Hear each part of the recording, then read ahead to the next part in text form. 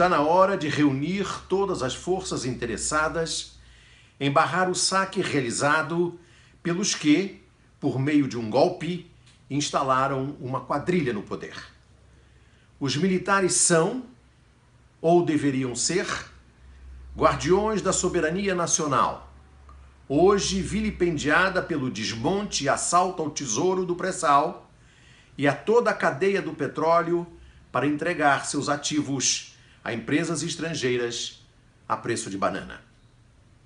Os golpistas fecharam as empresas brasileiras que se beneficiavam da política de conteúdo nacional, política que os americanos do Pentágono usam. O Pentágono não compra um parafuso estrangeiro antes de saber se tem um fabricante americano. É a lei do Buy American First. É a mesma política que a Alemanha, a Rússia, a China mantêm de forma implacável. Os militares brasileiros foram atingidos pela destruição e criminalização do programa nuclear brasileiro. O submarino nuclear, para defender o pré-sal, corre o risco de afundar nas águas de Angra dos Reis. Os militares brasileiros foram atingidos pelo descontrole na vigilância das comunicações.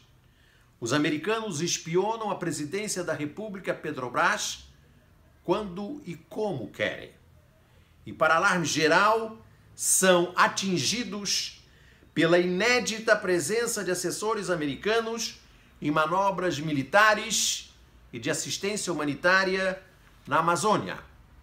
Se os americanos instalarem bases militares na Venezuela, no Peru e na Colômbia, o Brasil não terá, na Amazônia, forças para dissuadir os americanos dessa ameaça à soberania nacional.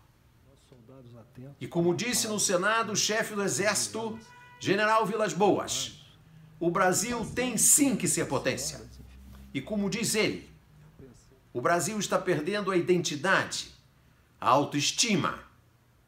Prevalece, digo eu, a ideologia da dependência, a prática de tirar os sapatos para os americanos. O Exército brasileiro, as Forças Armadas brasileiras estão desdentadas e maltratadas. O contínuo do gabinete de um senador ganha o mesmo que um coronel do Exército. Um juiz de carreira ganha no Rio de Janeiro R$200 mil por mês. E um general de exército ganha por mês R$12 mil. Os militares são grandes interessados e ativos participantes do desenvolvimento de uma política científica industrial soberana que defenda os interesses estratégicos do país diante da ganância e das ameaças externas aos nossos abundantes recursos. Disse o general Vilas Boas no Senado: a Amazônia tem 23 trilhões de dólares em recursos naturais. Por isso, a Amazônia tem que ser nossa. Por isso, eu acho, os militares têm que ser convidados a dialogar e atuar em defesa da nacionalidade que o governo Temer viola todos os dias. Os golpistas querem vender sem restrições terras brasileiras a estrangeiros. Brevemente, como diz o senador Requião, milícias mercenárias estrangeiras vão ocupar o território nacional para proteger as glebas de terras estrangeiras no território nacional. Os golpistas querem entregar a base estratégica de Alcântara, um patrimônio da defesa nacional, um ponto geográfico de valor incomparável.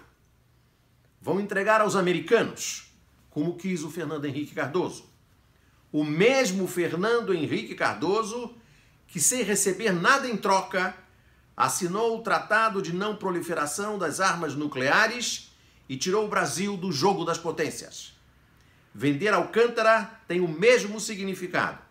Significa renunciar ao desenvolvimento interno das tecnologias de produção e lançamento de foguetes e satélites. As Forças Armadas brasileiras estão condenadas a limitar o alcance de seus mísseis. Teremos direito a mísseis de micro alcance. O Brasil está na rabeira dos países que investem em defesa em relação à sua economia. Na rabeira em relação aos países da América do Sul, o que é um escárnio. Isso não tem nada a ver com uma intervenção militar como houve em 1964.